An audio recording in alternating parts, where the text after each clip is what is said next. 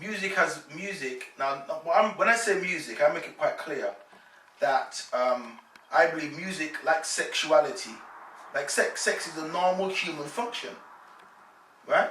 But it can be used wrongly through pornography, for example, or it can be used correctly between a man and a woman and his wife and husband producing children.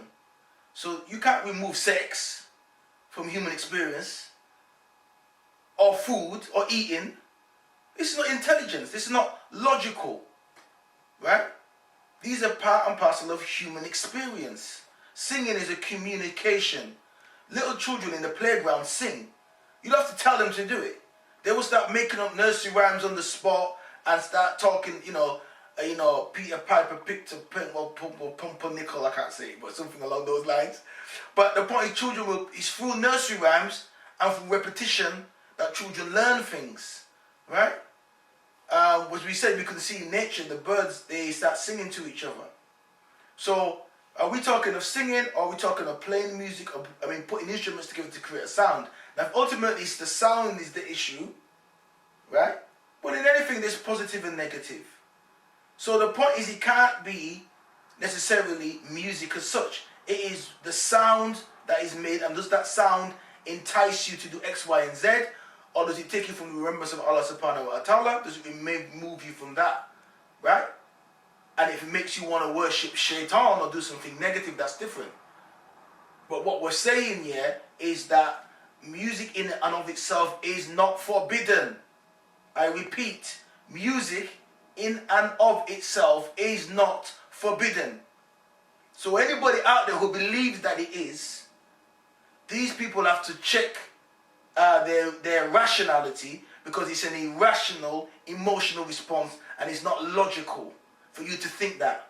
Because then you must forbid sex, you must forbid food, and you must forbid loving somebody. Because you can love somebody, but you can love somebody positively or negatively. A paedophile will love somebody negatively. But you wouldn't say all love should be removed. What your issue should be, of your Muslim scholar, is the effect of the music and what the detriment it's having. And that's common sense. Because if someone's doing something wrong, if someone creates a knife, a butter knife, and I'm using it for butter, and another plonker picks it up and stabs somebody with it, would you remove all knives and say all knives are bad? Of course you wouldn't. It's because of the mentality of the person behind it. So anybody that says, well, fam, I used to be into the music, and I'm a producer, and it's all shaitan, astaghfirullah. Well, you're weak enough to get into that situation. That's you, innit? But somebody sitting at home listening to Tchaikovsky, or listening to positive music that elevates you, that makes you want to do something positive and help the world. For example, the people in Ethiopia was in a difficult situation. Allegedly, Bob Geldof saw that, decided to get his artist friends together, and what did they do? They put the whole Band-Aid thing together. They did something that at the time, Margaret Thatcher, the British government, the European government, the UN, all these bodies that are set up to feed these people, wasn't able to do. But through music, he was able to galvanize the world to get food packages to those people. And in fact, some of those people are in England now. Those same Somalian people who were starving because the world plight was put on them, they was able to use that difficult situation and become refugees, and in England now. So those people, and so if some of them scholars are talking about how music is haram and forbidden, well then you need to go and thank Bob Geldof, because you're even in a country now you got into because this man sat on the television one day in his bedroom, in his living room, saw people suffering and wanted to do something about it. Now obviously we know that the Europeans have a particular way of creating myths and legends, and we know that the reason why Africa's really starving is because of the policies, the social economic policies of the same people trying to help them. But we're putting that aside for now. But what we're looking at is, did music galvanize the world community to solve a problem? Yes. Where was all the mullahs in Ethiopia? Where was all the Muslims and all these people who condemned the music? Where was all the Islamic help for these people? None It wasn't there, non-existent. Where was Saudi Arabia? Non-existent. It took a white, kafir, non-Muslim man to get above his backside and use music to help people in a country which the Muslims themselves should have been doing without their music. Right? Nelson Mandela. Free Nelson Mandela. They had these concerts. As well as the political movement. You can't deny that that concert in Wembley in the 80s with all these huge stars, and it was the songs, Free Nelson Mandela. How did we get that message out? It was for the music. They made a song called Free Nelson Mandela, and that was played all over the world. And Mandela himself thanked all the musicians for their effort in helping to free him. Because people like Bob Marley, why is he the most recognized person on the planet? One of the most recognized people on the planet. One of the most recognized musicians. His messages, even in Tibet, Shaolin monks have been known to know Bob Marley. In the far-flung reaches of the earth, people might not even know him, but they know his music. Get up, stand up for your rights. No one can deny the impact he's had on a global level. He wasn't a scholar.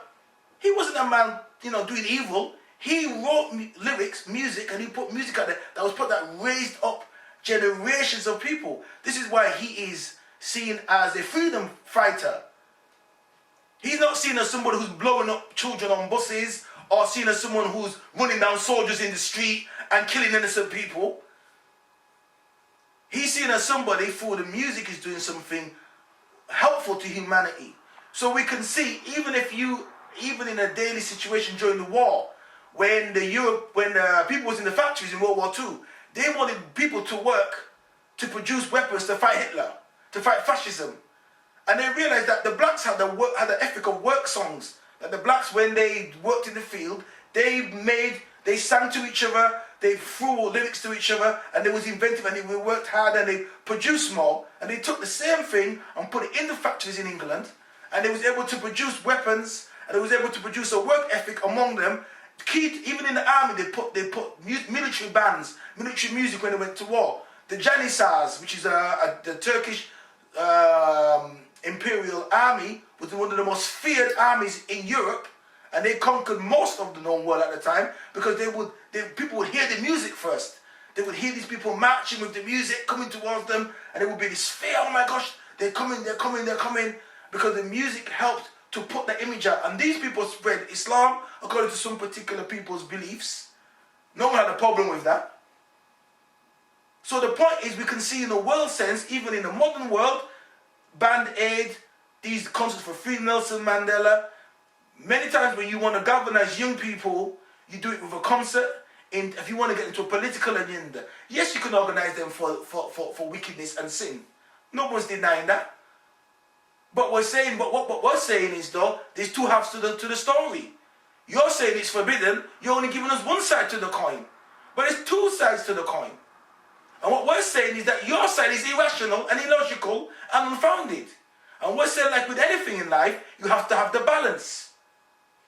If you're Muslim, even if Muslim or not, everybody knows if a snake bites you, the actual cure for the venom, the actual cure for the bite is in the venom. So there is good, and the bad is the bite with the venom, but you can extract the venom to cure the bite, to remove the poison by the venom. So there's good. There's always the good and the bad come together in anything. There's never just one side to nothing. There's always two sides. Okay, All praise is due to Allah. I'm gonna go on to. Okay. I'm gonna pause it. Yeah, that was good. Pause this again. We're short. If I go off track, you have to keep back on track though, because I might go off. No, but you know what is? It's good because we can cut out. Yeah. Oh, you can cut it all. Yeah. You're basically going through different. Okay. That maybe. That one's coming. If you first, there's more drinking now. So. Okay, thanks, man. Yeah, just When we were precise. make sure that certain points that you're making are clear cut. Okay. Because you are saying a lot of points, but because you're going through so much, Because you stick to the point more clearly. Basically, yeah. Try and always go. You can go and talk. I think if you can always relate it back to the Quran, Right, alright, that would alright, be cool. good That'd be because better. that's going to be what No, the no. argument These are just the world questions. Okay, well, Yeah, remember these are not. Yeah, these are not Okay, Muslim okay. questions. These are the Muslim Yeah. questions. I'm Okay. trying to Should we go to Muslim questions now? Because Wait, any other world questions you got the there? world question was: is music an essential part of life? What role has music had in the world? I could touch maybe on the reggae then. Explain the and mechanics Rasta behind the or- whole music on the body. Well, the science, the reason, the Science. rhythms and... Yeah. Okay. Yeah, this one is you did touch on it, but just add a little bit onto it, and then Okay. and when I tell you to pause, then go on to Yes. Mechanics. yeah, you know, we'll go on to mechanics, and after that, Islam. Islam after that. Bob Marley, you reckon you did enough? Because we know we could go, because there's still the black and personal, which is the third Yeah. section. You can still go on that. Okay, so this one we're gonna do before then this section is done, because I think there's enough there. Explain the recording.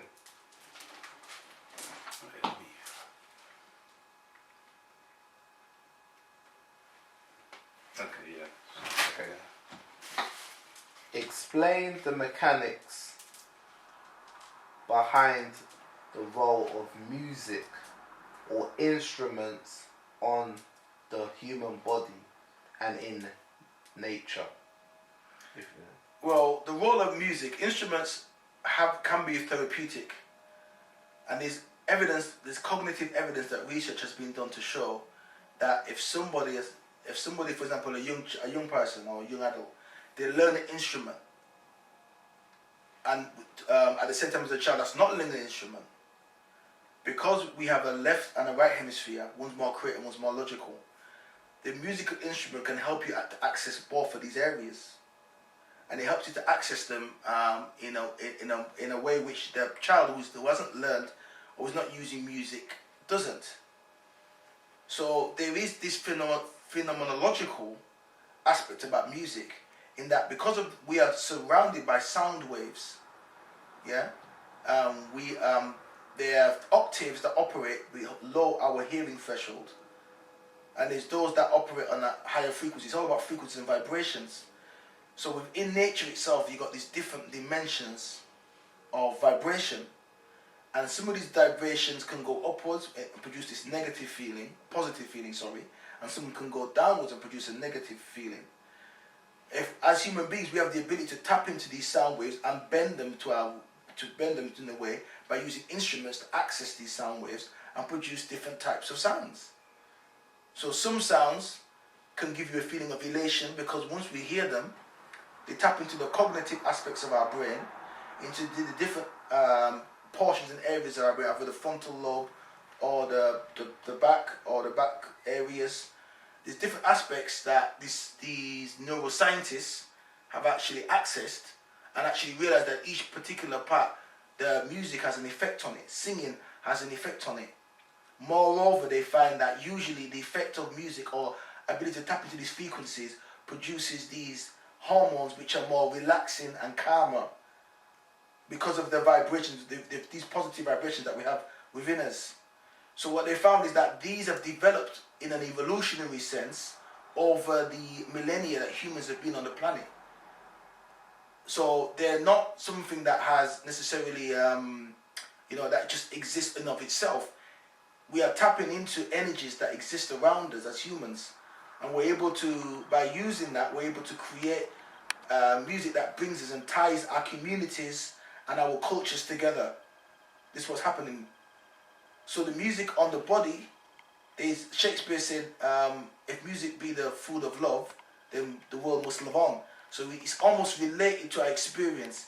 In fact, when people want to court and want to be romantic, they'll either say poetry or they'll sing, or if somebody's happy, they will automatically start singing and raising their voice.